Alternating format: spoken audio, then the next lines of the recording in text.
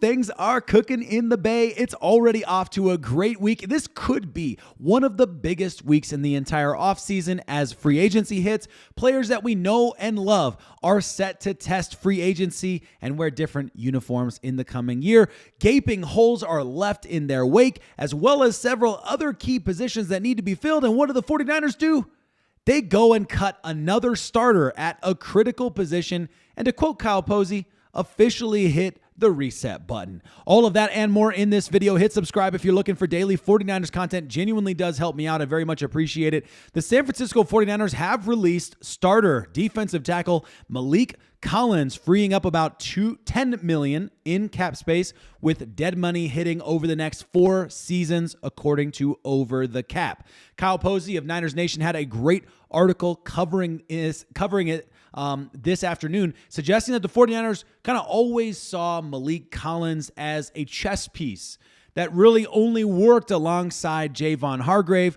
But with Hargrave out all season, basically it put Collins in the wrong role for the season.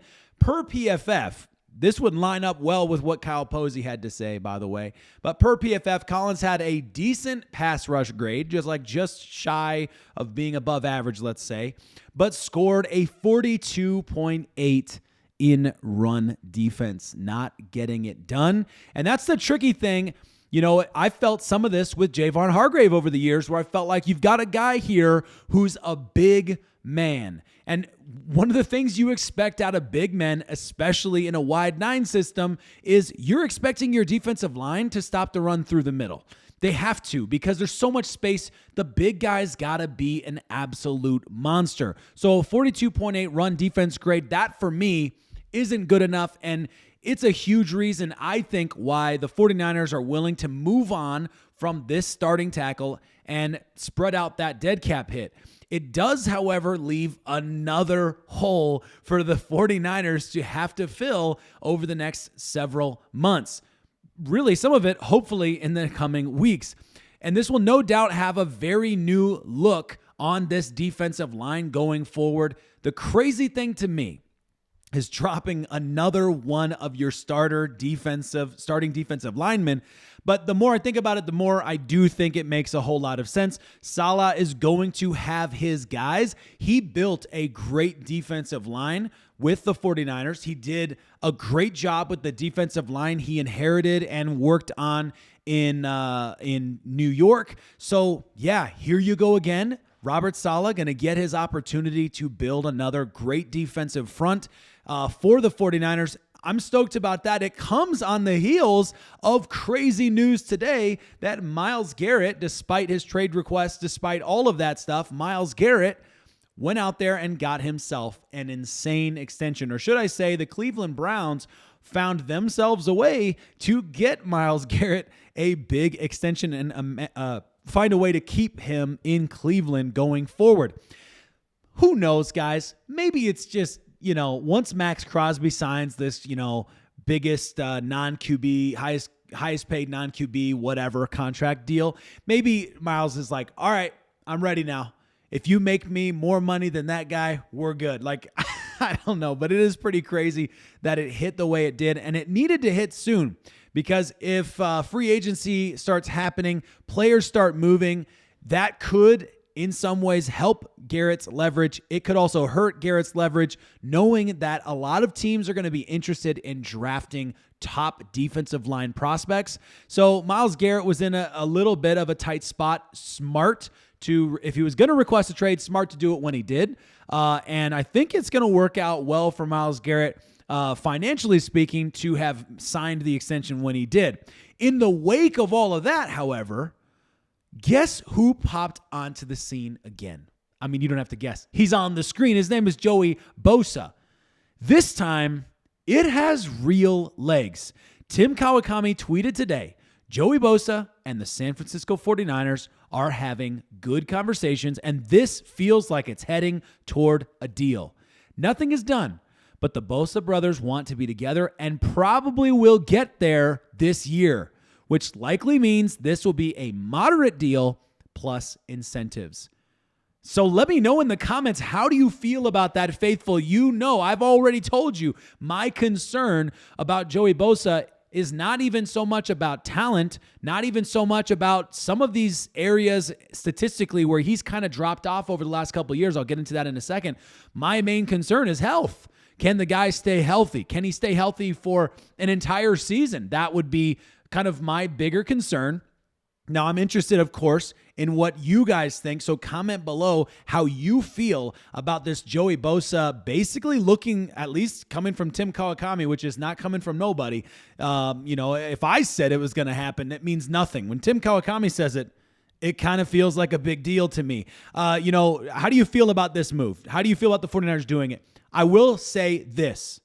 If you're going to make a move for Joey Bosa, please, this is how I felt all along. If you're going to make a move for a guy like this who could be a huge injury concern, and you're in the financial situation the 49ers are in, despite having just freed up another $10 million, the 49ers are in a situation where they are very much thinking about the cap. They're very much thinking about the every single dollar spent. It sounds like, if you've read any of the Mike Silver article, there's some really good stuff out there, kind of really interesting stuff out there, I'm sure that you're aware of by now, about how Jed York is running things and kind of their perspective and where Kyle Shanahan fits into all that, yada, yada, yada. I'm not going to get into that today, but I do think it makes sense if you do a deal with Joey Bosa, do an incentive-driven deal. Do a deal that basically is you're going to make.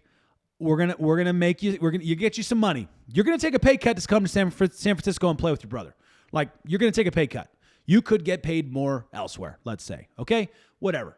But you come to San Francisco. What we will give you is we will say, if you get this number of sacks, we'll put some metrics out there where you can still make significant money if you do certain things. And I imagine that's basically what Tim Kawakami said. A moderate deal plus incentives seems like the perfect move for me if you're going to bring in Joey Bosa. Do not pay him big money.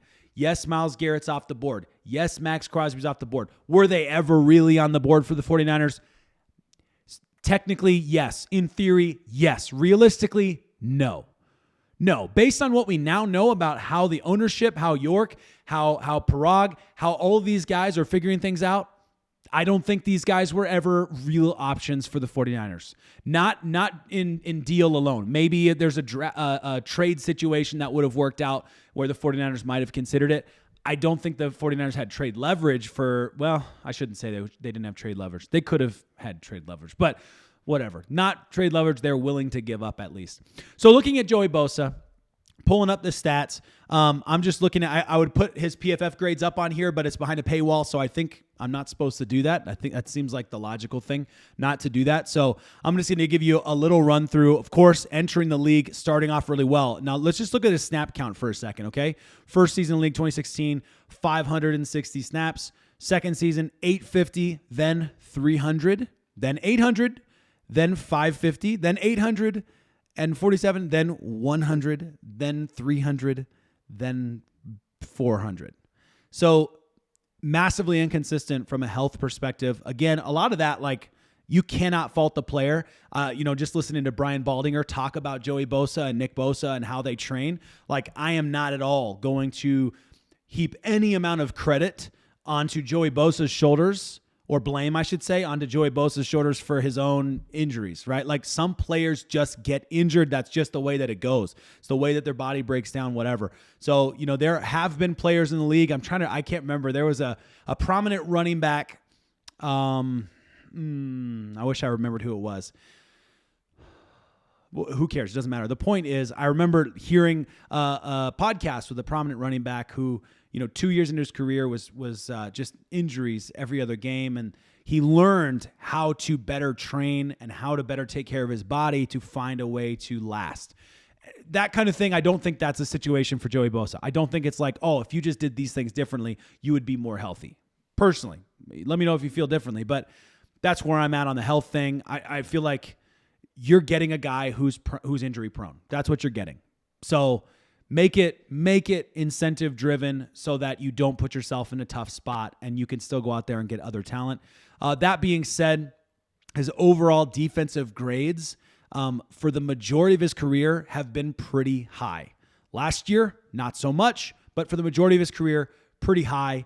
His best seasons coming in there 2020, 2021 at, 69 total pressures in 2021, 61 total pressures in 2020, 72 total pressures in 2019. Those were those 3 years where he had his best seasons, and he was healthy for basically the entire season of 2019, the entire season of 2021, and most of the season in 2020. So that would be that stretch that you're like, if we could get that guy back, it'd be great. That being said, you're not going to see that guy back probably, unfortunately. I'd love to be wrong. I really hope that I'm wrong. His best season in terms of sack totals would have been when he first entered the league. He has not had seasons like that. He had a 13 sack season, 11 sack season, a 12 sack season. 2021, he had a 10 sack season. Since then, 3 sacks, 7 sacks, 5 sacks. So I don't know what kind of a guy you're going to get. And obviously, health is a huge factor in that. Like, he had 7 total sacks in 2023, but only 320 snap counts. So that's not bad considering his snap count and how often he was on the field, but not great considering, what you need in terms of total production out of your edge rushers. So that being said, I'm hyped about it. I still think it's a good move. I'm still happy about it. If the deal is right, I think it could be a great move. That's where I'm at. I look forward to seeing what you think in the comments. Appreciate you and hope you have a fantastic weekend.